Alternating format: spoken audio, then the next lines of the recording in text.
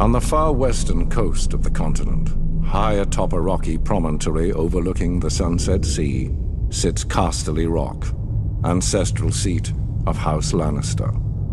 Below it lies Lannisport, one of the great cities of Westeros, a center for trade, culture, and the great Lannister fleet. There are a number of gold and silver mines in the Westerlands, making it the richest region in all of Westeros. One of the most productive mines lies beneath Casterly Rock itself, making House Lannister the wealthiest of all the noble houses. This allows House Lannister to finance many endeavors of other noble houses.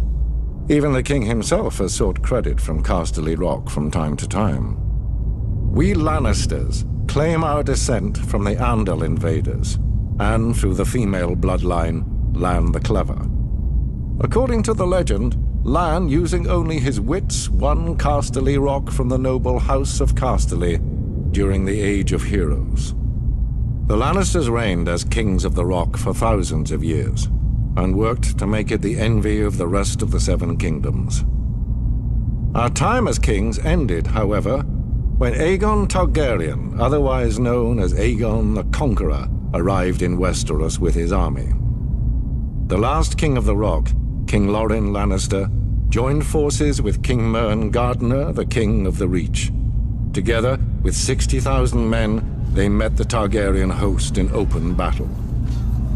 History tells us that Aegon unleashed all 3 of his dragons, slaughtering 4,000 men at what came to be known as the Field of Fire. King Mern himself was burned alive that day, and House Gardener turned to ash with him. Seeing both the threat and opportunity the Targaryens represented, Loren wisely surrendered and aided Aegon in his further conquest of Westeros. The Lannisters were thus appointed Lords Paramount of the Westerlands and Wardens of the West, titles we hold to this day. Let us be clear, though, it is neither luck nor royal favor that makes our house prosperous.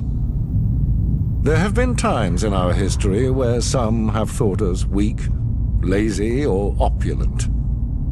My father, Titus Lannister, nearly bankrupted our house with his poor investments, and allowed himself to be mocked openly at court. When our vassal, the Rains of Castamere, dared to rise up against the Lannisters, they learned how dangerous it can be to taunt a lion. I, Tywin Lannister, led the assault on Castamere to put down this rebellion. I made an example of them, to anyone who doubts our might. They even made a quaint song about the fates of the Rains of Castamere. Sadly, there are no Rains left to hear it. Today, the Golden Lion of Lannister is rightly admired and feared throughout the Seven Kingdoms. Our words are, "Hear me roar." But there are other words that should be remembered when crossing a lion of Casterly Rock. A Lannister always pays his debts.